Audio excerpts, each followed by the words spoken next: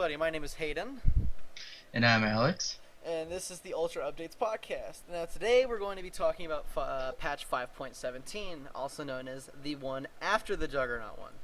This patch isn't too big, but it does influence the meta quite a bit. So we're just going to get right to it on top of the Skarner changes. Now, my opinion on the Skarner change, as being one of the people who played Skarner quite a bit during the 5.16 patch, it nerfs his early game quite a bit. As you see here, you start at instead of starting at 100 for base movement speed, or bonus movement speed, from your passive, you start at 70 and 43 on bonus attack speed, compared to the 48 previously. This means that, me being one, you cannot run into their jungle, kill them at red, take the red, and then leave, and come back while they're at, say, their chickens, or the raptors as people call them. This don't get twisted thing, I don't play on the twisted tree line, so this doesn't really affect me, but I'd imagine so since they overlapped before.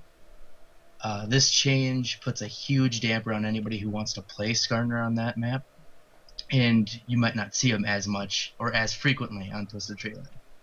Otherwise, I'd still consider Skarner a huge ban, just due to the fact that he's a tiny bit stronger late game, with the bonus movement speed and the bonus attack speed being a little bit higher now.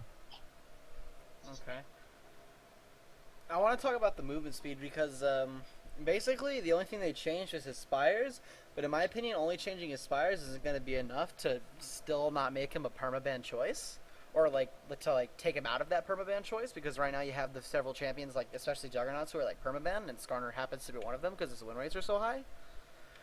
I don't think that Riot took a good leap on Skarner just by making him be a little bit weaker early, which isn't even his strong point in the first place, and then just making him scale later even harder than he was before, because he was already strong enough. Yep. So I don't really understand why they chose to do this, but I mean, any nerf at this point is okay if all his win rates are 50% and above. From what I've seen personally, and just from playing him, his early game was much stronger than everybody else in the jungle, except for maybe like Lee Sin at ganking, just because Lee Sin is really mobile and fast. But Skarner is the champion who kicked half the junglers out of their own jungle and made them. Did I just say Lee Sin or Skarner? Skarner. Okay. Skarner is just, in my opinion, one of the strongest junglers right now, which is why he's so permabanned. This early game change does drastically nerf his clear time, though. Before he had a very high clear time. I mean, I could take all 6 of my camps before the enemy even decided to gank if I built the right rune pages and got, a decent leash. So, as though it doesn't seem like it'll fully affect people or affect Skarner's clear time, it will. Alright. Alright, well, moving on. So we have Azir. Now, I understand this change, but I don't understand it at the same time. So they decided to decrease his base movement speed by 10. And then they changed his Q while they removed... enemies no longer take additional damage for being hit by soldiers beyond the first. So basically, they buffed him a bit. It seems that Q no longer deals additional damage beyond the first soldier. It says they removed it. Oh, okay, I see what they're saying. They said they removed it, and then they said how they did it instead of just saying what they removed in the patch notes, because it's kind of confusing as I'm reading it. Yes. But, so basically, Azir's strongest point was team fighting. His laning phase was, really pokey and, really aggressive, but it was easily, beatable. Especially if you play someone who's long range like Brand. Yeah. So basically, I like this change because he can't just all-in somebody like nothing, like without effort. He has to think about everything around him now. Because instead of just launching 3 soldiers and all 3 soldiers doing damage to him in separate phases, it's like, okay, the first soldier does damage, the next ones have to attack to do anything. Yeah. Which will take down his teamfight power and his duel power in lane. Actually, it removes a lot of his poking potential because the removal of this towards his Q and the reduction of his movement speed means that if he does go in, he either has to all in or he's just gonna die if they have some form of retaliating against it.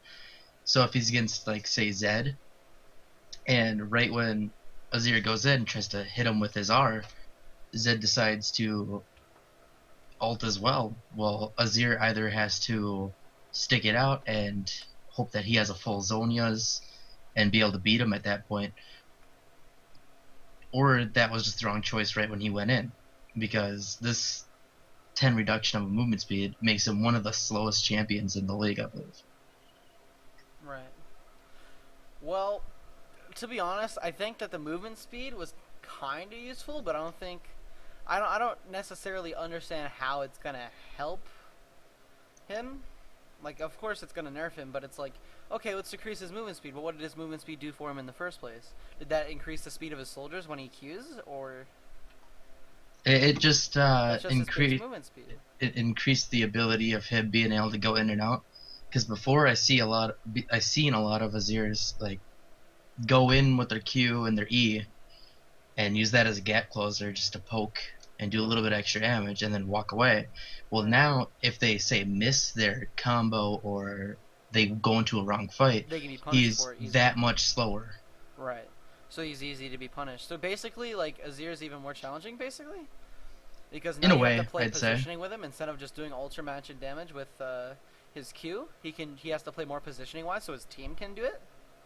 Yeah, that's what I I'd think say. that kind of turns him into like a more supportive role. I think that if they are going to do this change, they should take out the shield he gets from I think E, and they should bring back the knockup, and then nerf Q scaling a bit.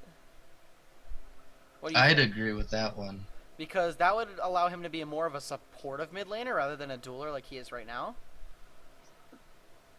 But that's just my personal opinion. Just bring back the knockup, let him be more supportive, kind of like not supportive like Lulu, but more of a supportive. I'm not gonna do tons of damage, but I'm gonna more or less give my damage to the teammates and let them do everything.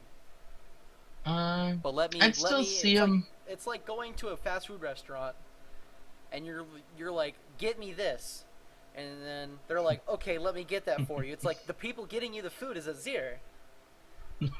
You know what I mean? And you're the teammate. So it's like, let me get this for you as fast as I can. Well, if you're going to play him more supportive like that, you'd have to build like Roa and Rylai's to be a bit more tanky, so you could do said Exactly. things. Instead of Um, being more of a, gonna go in and be a Mario and just wreck everything, I'm gonna be more supportive, a bit tankier, and that way I can tank hits. On top of that, if you say you're like team fighting mid lane and they don't have a first tower, you get the good positioning, you tower so they can't retreat. They have to retreat other ways to where you can chase them down. yeah. And it's easily 5v5 kills. Hell, even if he still had his knockup, I'd be using him in like support, just because it gives him that extra sort of CC Right. and just complete bullshit factor as a support.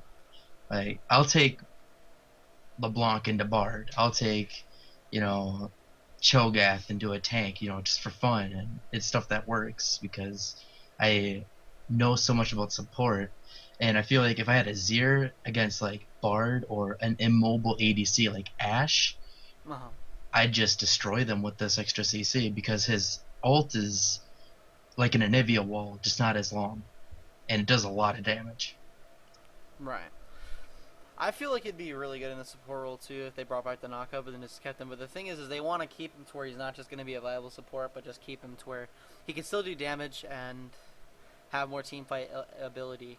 Because right now you have like meta mid laners that are like Victor, the Azir obviously, and a few others who are just kind of like they're at that's actually where they're about. You know, the Victor with his electromagnetic field and his Yeah. ultra scalings on his laser.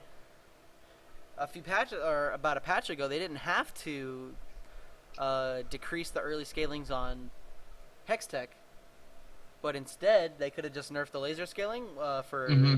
for when you buy the second Hextech, the first Hextech upgrade and upgrade to laser. You could have definitely just nerfed the laser scaling, so that way it's not a priority. Um, let's Um, move on to Bard, huh? okay, Bard. So Bard is actually really interesting because I don't play a whole lot of Bard. I don't see a whole lot of Bard, but they buffed him a bit by lowering the mana cost on his healing, which allows more sustain and land, and cooldown on his magical journey is lowered.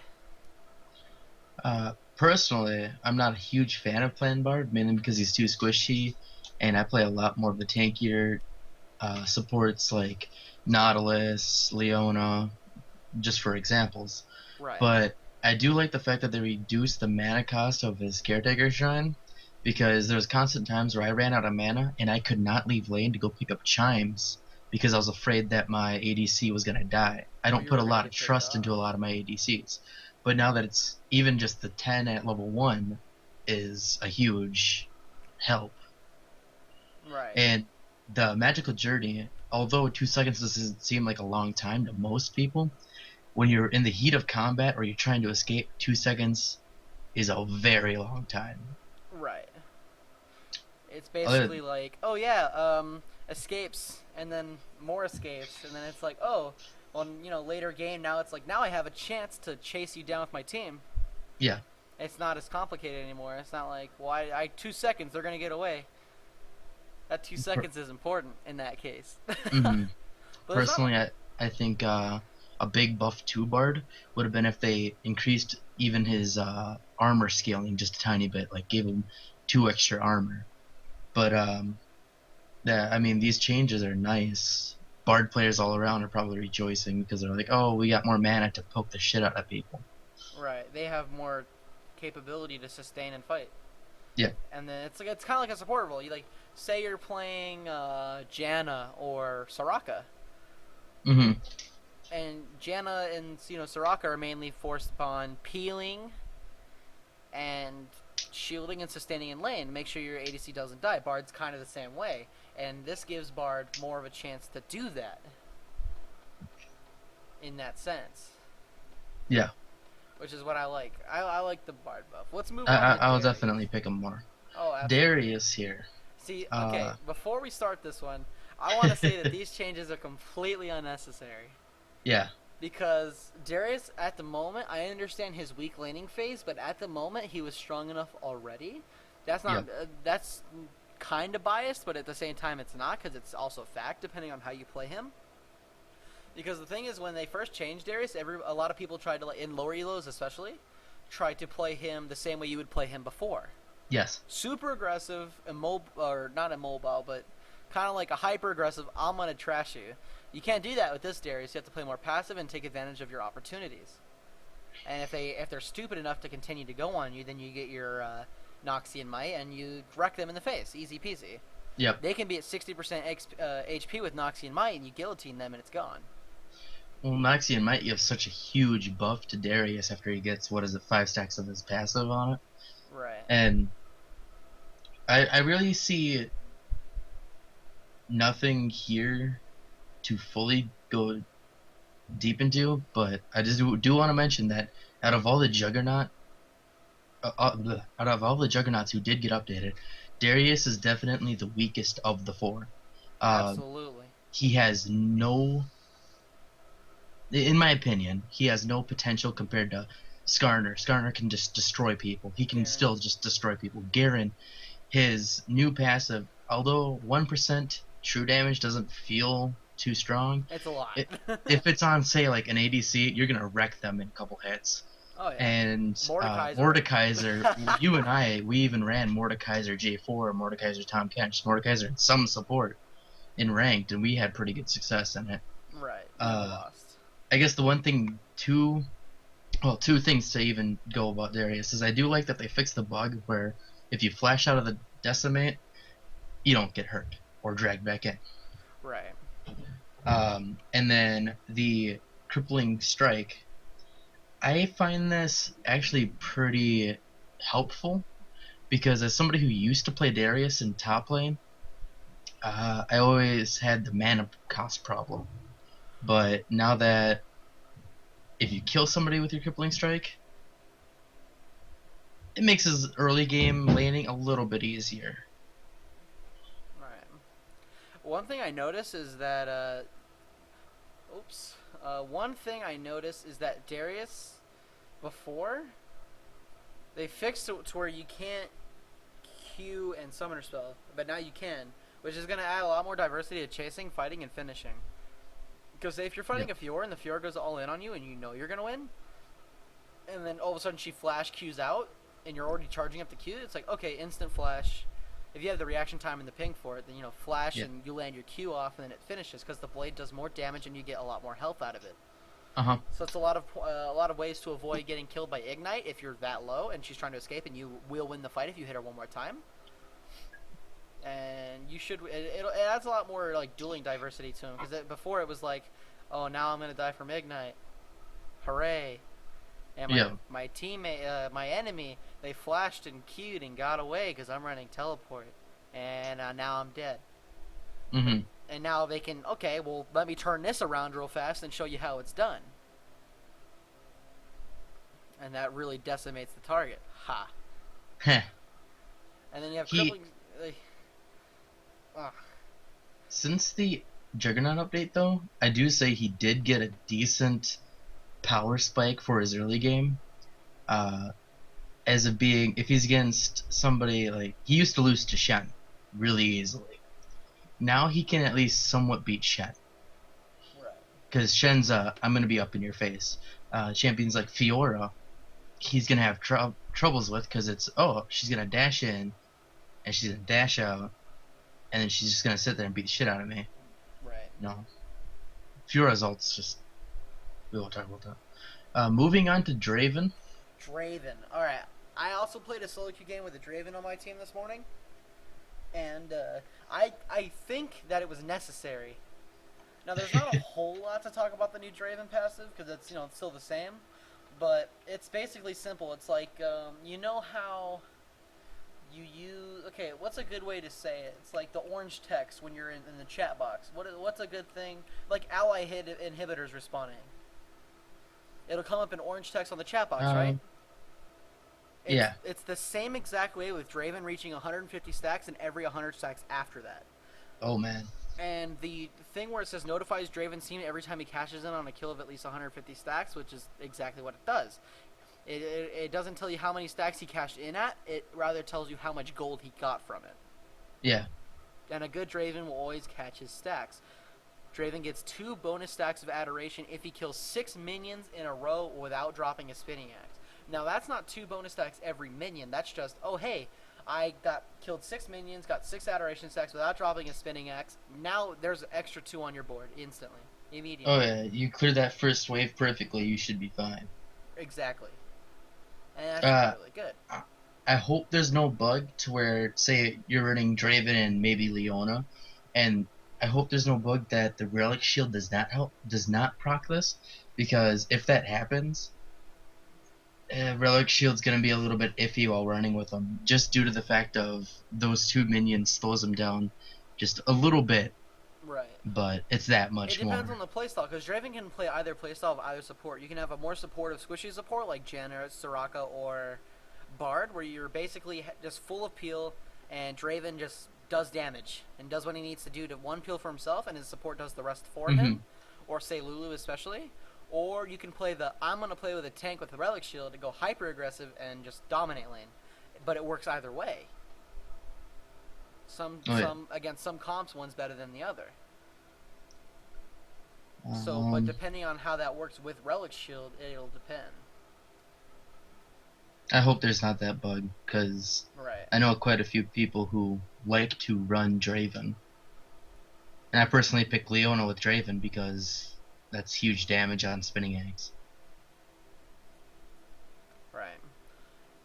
Let's Fizz. move on to Fizz. Now, I hate this change. As much as it might sound, I absolutely dislike this change because I am a big fanboy of the AD Fizz train.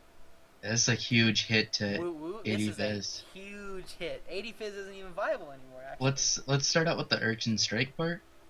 I always thought that Urchin Strike had a really low damage output, and even this .05 extra per ability power, that's, that much more damage to where uh, I wasn't really comfortable using my Q to initiate.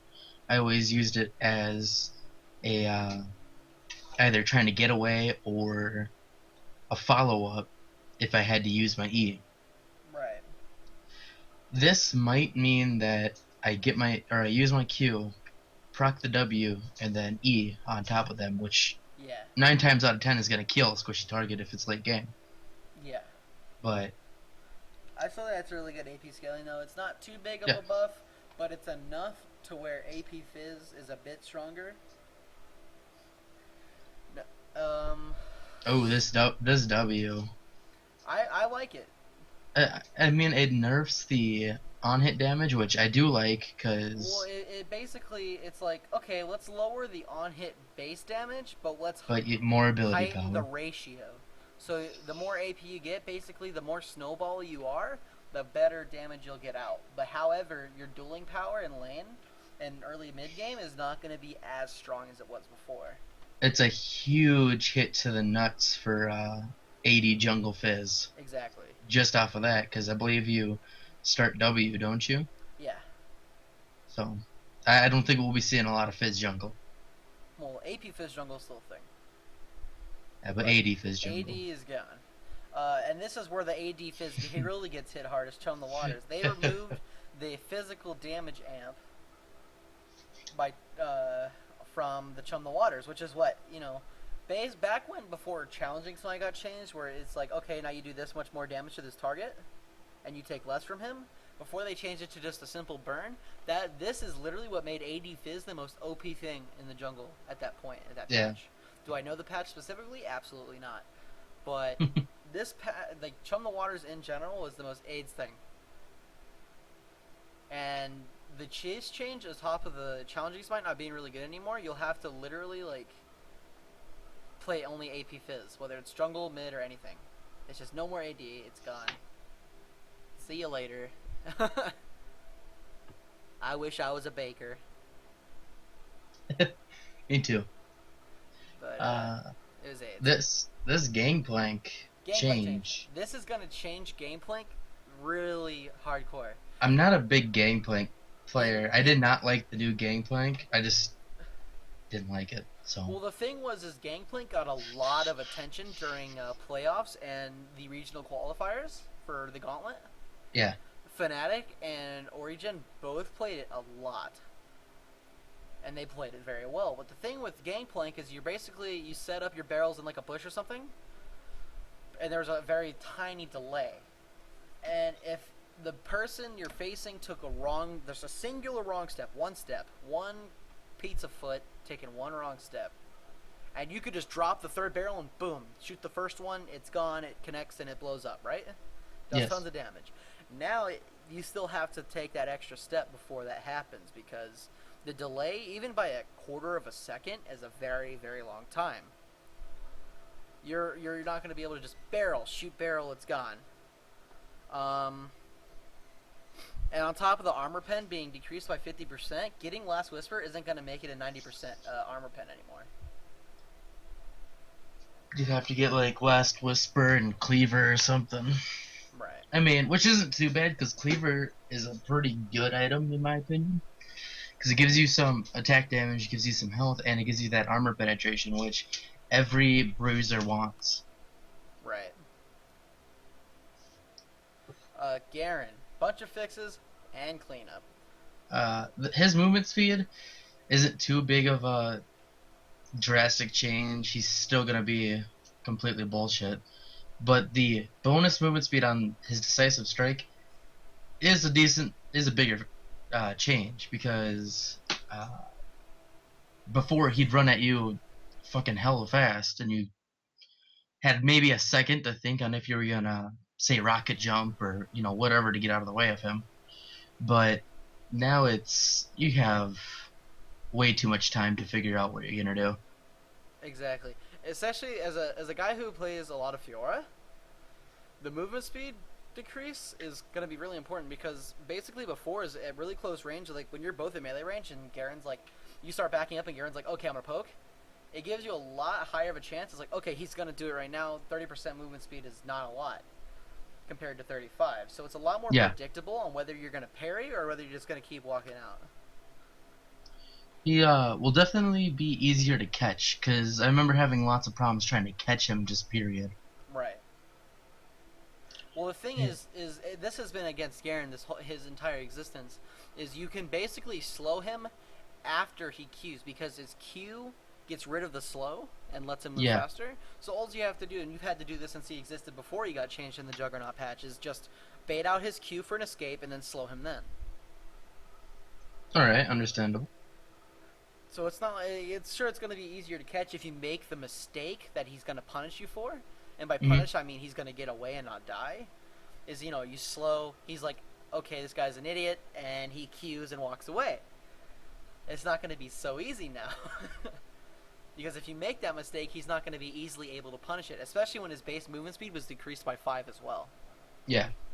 So he's going to be a bit slower. A bit slower. A bit more Easier to immobile like the catch. Juggernauts are supposed to be, even as they indicated. Juggernauts are slow and deal a lot of damage. Garen's not that slow. But now he will be. Garen and Skarn are pretty damn fast.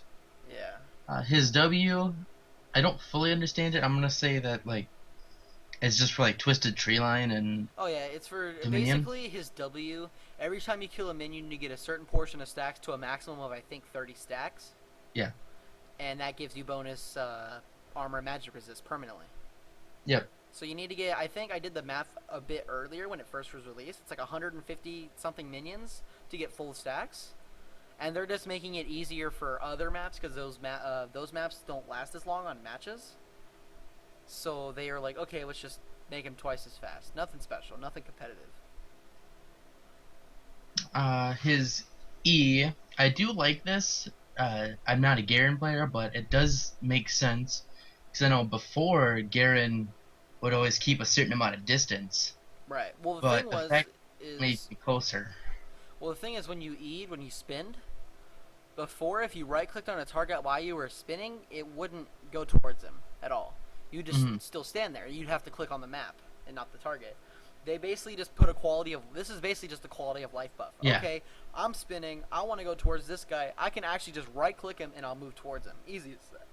It's like going in for a basic attack except with a spin that does a lot of damage. It's a nice little buff. I do like it. Makes sense. Right. Uh, Demacian Justice isn't. Nothing happened to it. They just fixed some formatting. just Not fix really the worth shield talking tab. about. Not worth done. All right, Gragas. Gragas. Now I have a lot of complaints about this. So Gragas, old Gragas. So we're gonna go back to like season 3, season 2 Gragas. You mean Used to AP be mid, Greg? AP mid Gragas. Used to do it every time he used a spell. He would heal up. His W, since then, his W used to be you gained HP from it, and you gained armor and attack damage.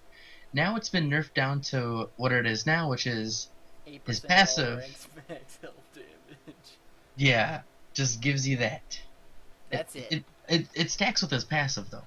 So that 8% plus it's like, oh fuck, I don't remember, a couple percent from his passive.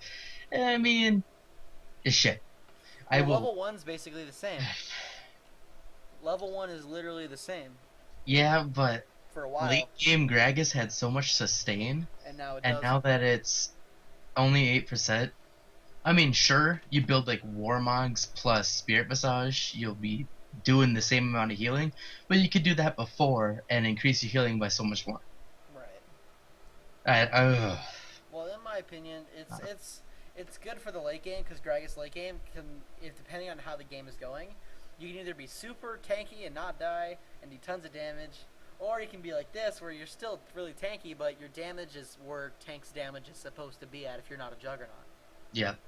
Sure, it's like, okay, Drunken Rage used to be really OP 2 seasons ago, but now that seasons are changed and the whole game's changed and the meta shifts all the time.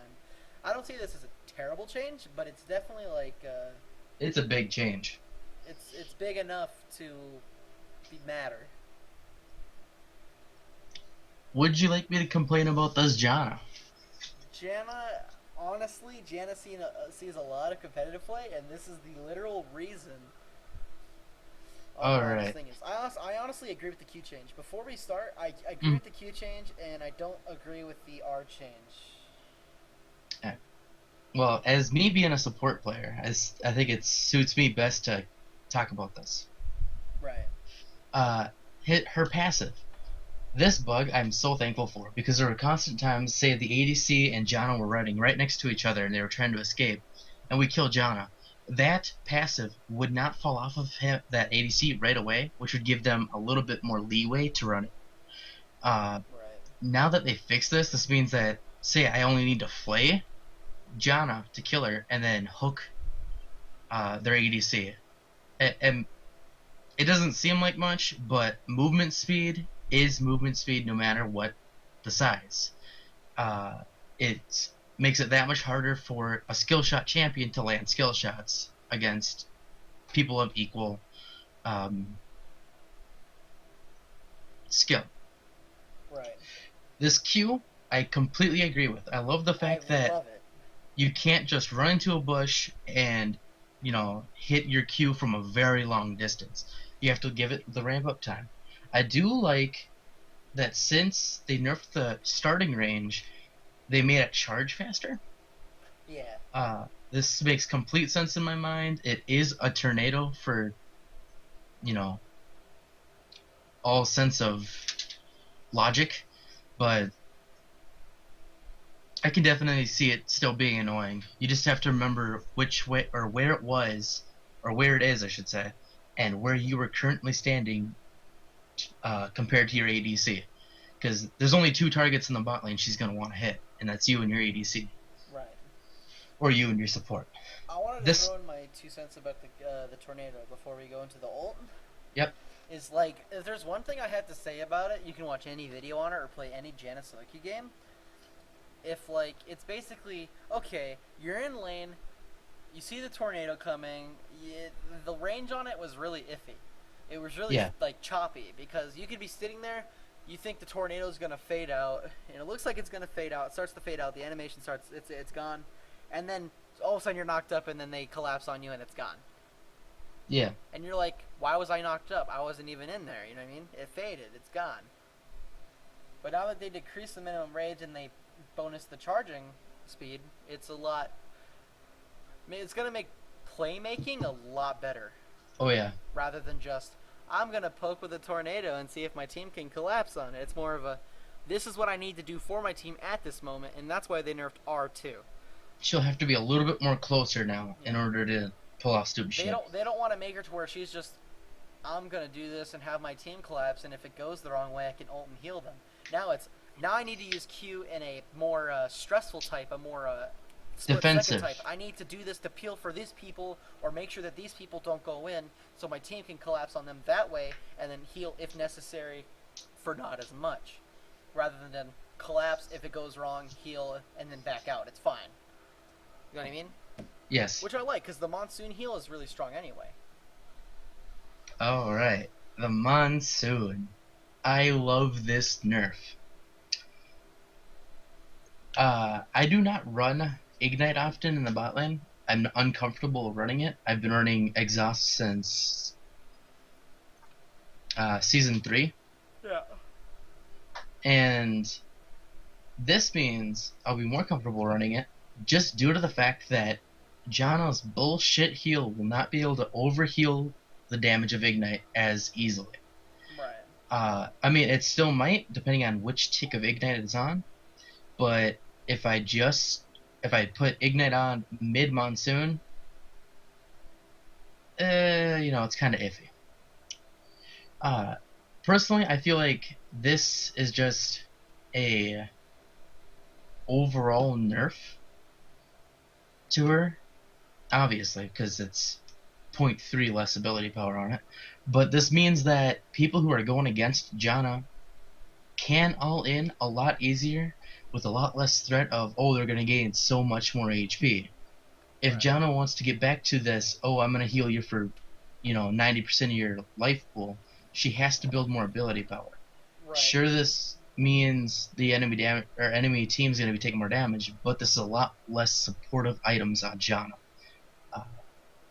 She might forget to build Zeke's Harbinger, which is a huge item right now. But I do like this change overall. I think it'll bring forth more ardent sensors. Oh yeah, possibly. A lot more ardent sensors. Jax. Jax, they basically buffed his cost early game. The funny thing is, Jax most of the time had to start Crystalline, 2 health pots, 1 mana pot, or just 3 health pots.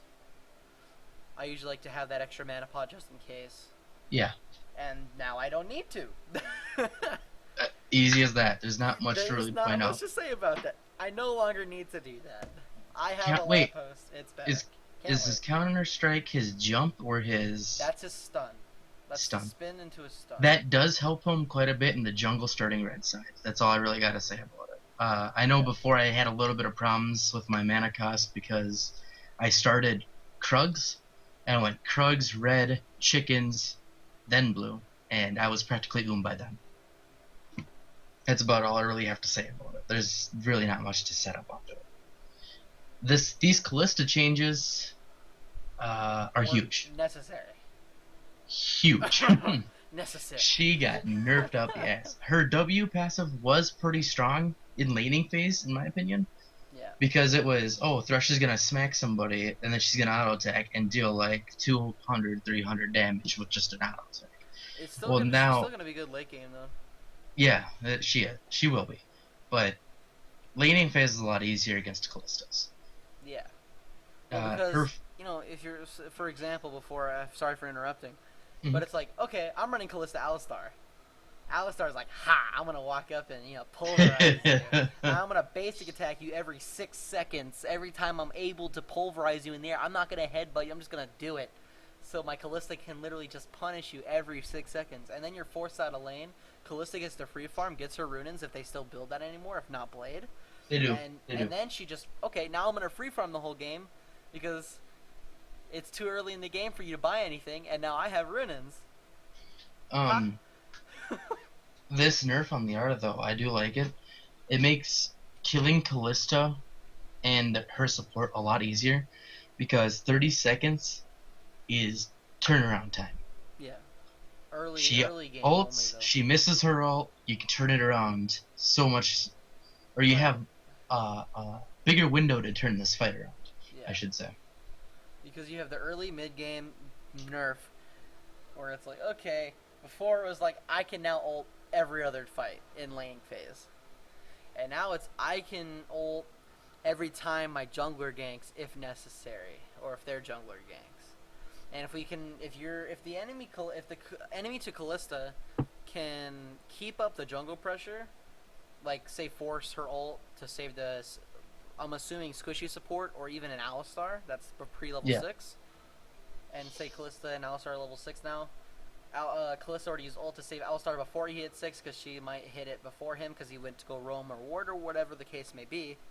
Yeah. And now you keep the pressure up. Now Alistar will die, and or Callista, depending on what jungle you have and how you play the game. I do like the changes. She was one of the hardest ADCs to go against. She's still gonna be strong, but The funny thing is, Callista Thresh and Callista Alistar were like the 2 strongest comps and competitive at that time, or before this as well.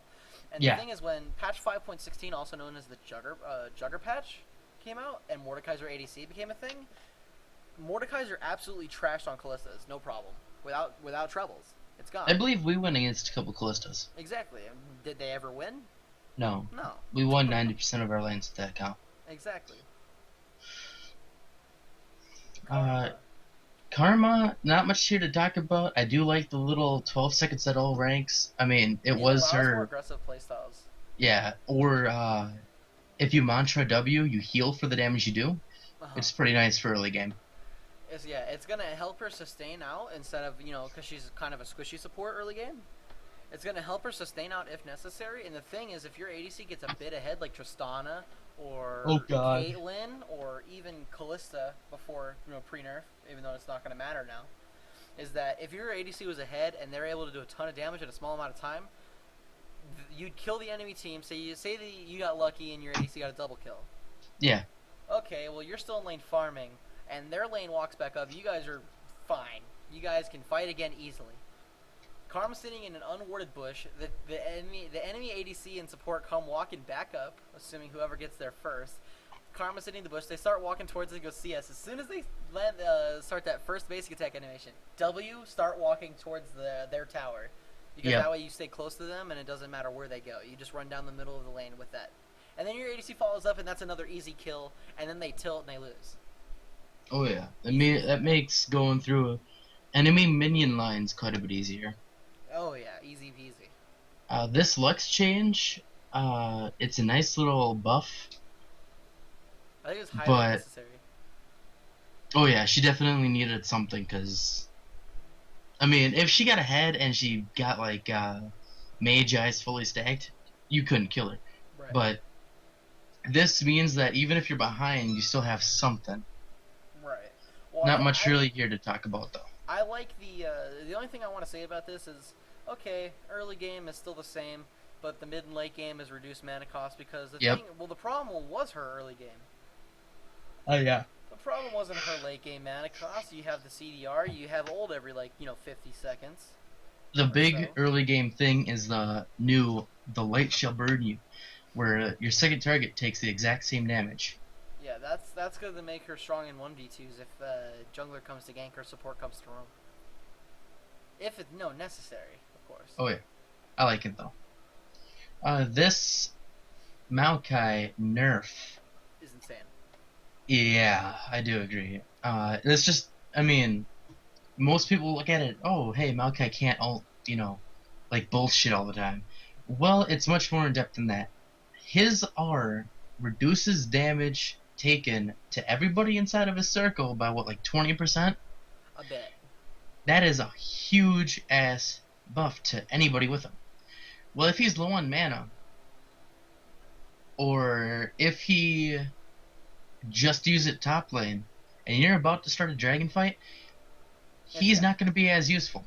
Right. It's even more important on top of that is, I play a bit of Maokai, and I play him more aggressively, because depending on who you're facing, the aggressive Maokai literally just trashes on a lot of things, such as Lee Sin top, for all those Lee Sin top one-trick ponies. Is basically like, okay, I'm playing Maokai, I can play super aggressive against Lee Sin, no problem. Because I'm tanky, I do enough damage, my ult prevents him from doing too much damage because, remember, his R is flat damage and his second Q is scaling. If you are to use your ult and take that damage from R, it's not going to be that much because he has the damage reduction. And then the second Q is percentage based. Well, he doesn't have as much health, the less health that you expect him to have. And then your second Q doesn't do anything, and then he can even more aggress on you because his cooldown's already back up. But since Vengeful Storm isn't that much, it's basically you have to use it really, really wisely in lane now. You can't use it aggressively. I remember it used to feel that if you used your Maokai ult and you got silenced by somebody, it would feel like your ult would be almost ready to be out by the time you're done with the silence. Well, now it's not even going to be that close. So if you are ulting, and say a Soraka comes over and puts her W down, she completely stops you from ulting. That's 40 seconds of wait time, and that is way too much time, in my opinion. Right. But this Master Yi, I love this dance now skills and movements video. This is hilarious. Would you like to dance? The Alpha Strike really doesn't. That was really bad pun, please. Rhino, give me your energy. I need it more than you do. This Alpha Strike bug fix is kind of big, but I'm not too worried about it. We can not much to say there. They just fixed it because it is a well-known bug, and they finally fixed it. There's nothing to say about it. This Nocturne buff, though. Yes, the range on the is pretty nice. This is gonna make not only Jungle Nocturne really strong in terms of ganking power and situational ulting. Yep. Instead of, I need to get this just 2 more seconds before you go in. Idiots in solo queue aren't going to care about the 2 seconds you need for ulting range. This gives them that few seconds. Nocturne, why the fuck didn't you ult? What do you mean? And then, you go in. But it's also going to be Not, good for top lane Nocturne. oh yeah, which I haven't seen too much of. I've seen it a couple times. I know our buddy Well, the thing Rob is, likes to try to get it to go. it might be powerful now though, because the Maybe. thing before was you needed to ult and TP as soon as you ulted somewhere where you're gonna be more efficient in a team fight, because your ult at start reduces the enemy's vision greatly. Yeah. So one, now their team fight's a bit weakened, so they're either gonna back off or continue and YOLO it. And now you have the time to TP. Sure, they're going to see TP if you're going to TP nearby. But now that you have the increased range, you can TP not so nearby and still ult into that fight, and they're not going to know what's going on. Because they're going to be like, oh, Nocturne was top. We can 5v4 for Dragon while they're doing Dragon. And all of a sudden, Nocturne went from top lane to there. And that's what it is. Now, Alright. this Pantheon change? Pantheon, I do like. More. I did do a lot of Pantheon jungling, and when I'm in the jungle as Pantheon, I run, I think 15% attack speed, which is quite a bit. It's the same thing I run on my Vi page, so if you want to look at it, it's there. He needed it. He needs his passive up a lot more often just for survivability. Because if you're up against a ADC or just somebody who relies on a lot of attack damage and auto attacks, your shield's gonna be that make or break factor. It'll stop a crit. It'll stop, just so and so amount of damage, depending on how often it's up.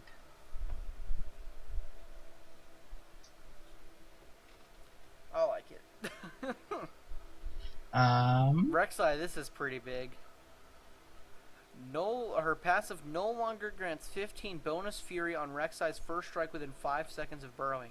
This is gonna ruin Rek'Sai's jungle clear a bit. A little bit, yes. I'm not a big fan of playing jungle Rek'Sai just because I haven't fully adapted to how fast and how you should go through on her, but I did have a lot of fury problems while I'm in the jungle. Right. Shen. Q heals less. Oh. Shen not viable. Look at that scaling now. Shen support just took a huge hit. So did Shen top. Oh yeah. Shen now requires jungle attention in the top lane. If he's gonna win, he's not gonna be able to solo anything anymore with that awful, that terrible nerf. And on top of that, the support Shen is gonna be more of, let's go in, let's try to fight it anytime we can, but let's back out afterwards and hope we get a plus out of it. Oh man. That's gonna suck. Well, Kench. now, Catfish. as you know, Mr. Hayden, I like playing me the catfish. This buff to his basic attack passive stacks, in my opinion, is huge. Because I do not need to worry about auto-attacking and then letting it drop right away. I can auto-attack, wait for a few seconds for them to get back close to me, or in the right spot for me to tongue lash them. It gives me that just a little bit more time to add up more stacks if the fight isn't probable right away. Right. I like the W change. The W change... You want to get away? My range is pretty short, but now you will never get away. That's actually for when he's spitting up the target. Oh, that's for spitting up the target? Yes, that's for... That gives you a little bit more range to spit him towards your allies. Oh, okay. Then never mind then. That's AIDS. But no, the change is still good. Really good. The change is still good. I'm just... What I said before is still AIDS. It's still going to be hard to catch them if they're running away and they're still a distance away. But on more of a aspect of, oh, hey, I'm meeting an enemy champion, I'm kind of slow. But this is not only going to change your positioning in team fights for him, but it's also going to help solo lane Kench. Oh, yeah. Because, okay, the thing about Tahm Kench, is, especially against tanks, is I'm going to eat you up and spit you up my tower when the minion phase is in my thing and you're trying to poke me, and then you're gonna get hit by turret. Now it's even easier to do this. Before it was Oh really yeah. difficult, but now it's like It's peachy. easier to hit a wall, easier to line up CD or CC, any of that. This Vi change makes a lot of sense. It's something that was needed. They needed to accurately scale down the cooldown of her passive. Um, because I know it's as you see in the little hashed out part here, you had to deal with an 18-second cooldown on your passive from 1 to level 7, which means your early game shield for ganking and jungling was practically non-existent. I mean, it gives a percentage of her HP and then instantly goes on cooldown, which means if you go back into lane with a Q, you land your Q, your shield wears off. You are that much more vulnerable to anything this person does to you. Right. Now that it's even just a second sooner, I mean, you could have your shield up every other camp now, or every camp quite a bit more often. It's just something I liked, as I have been dapping into the jungle quite a bit. It's just a good quality of life buff, in my opinion. Right. Well, This it's refactoring time, part 2. Coming to see you in theaters right now. uh, we don't fully need to go into detail of these. I don't want to talk about AD jungle. Is he? AD jungle is here though. I mean, I'm gonna do it. I promise. I think it would be interesting to see. I'm gonna do it. Trust me. Um, Unseen spaghetti code is the deadliest. I do like the fix on this R bug on Azir. It means that you won't push them too far. Like, say you just want to use your R to kill somebody, you won't push them too far away if you can't kill them with it. Right. That kind of thing. Depends on how it works.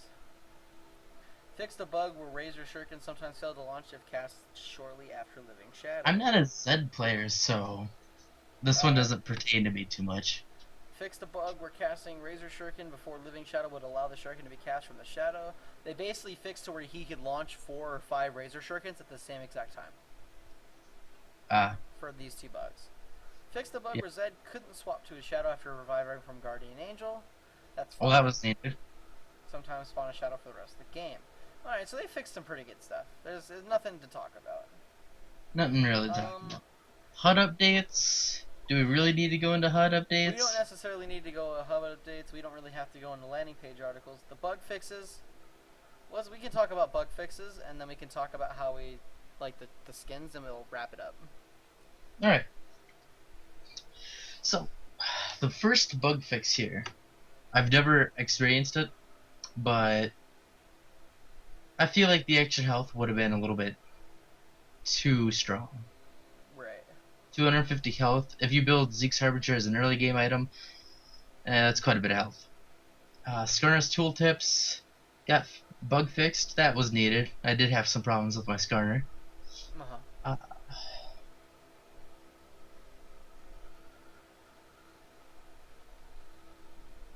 Oh man. Champion Ghost created by Mordekaiser's Totem of the Grave now properly inherit Mordek's champion level for the purposes of per level scaling. Awesome. There it is. Wow. Olaf now properly ignores the knockback from Syndra's E while under the effects of R. Well, that was... I've never seen Syndra versus Olaf. I've never seen Syndra. I haven't seen Syndra since last season. Because I haven't seen a lot of Syndra. They fixed some things with the new Darius because of his skins. There's not really anything important in here. There's nothing to really talk about. Really isn't. Really isn't. Project Upcoming skins. Which one are you gonna buy first? Project Fiora, of course. I'm gonna get Project Leona. That's the only one I want out of this group. I want all of that. I want Project Lucian. I don't really care about Project E that much. It's the most expensive. I'm not really interested in it either. Project Lucian, Project Fiora, and that'd be it for me. That's it. I'm gonna get Leona and maybe Lucian. That's it. I haven't really played too much of the new Fiora. Well, Yeah. I'd say, do we have any final thoughts? This patch isn't really that big. However, it will shift the meta a lot more than people think, Yeah. since it's nerfing a lot of the main things right now. I don't really have anything else to say. This patch wasn't too big. However, it did have a lot of changes that will change the meta just a bit, not too much. I expect to see the same things over and over again in solo queue. Maybe more Jax, maybe more Lux, more Nocturne, hopefully top lane, and more Oh yeah. Pantheon. I'll definitely be playing more Pantheon. I expect a lot more Bard, but that's about it. Yeah. Anyhow, Just so that little. this about wraps it up. This was the patch notes for 5.17. I hope you all enjoyed, and we will see you next patch. Thanks.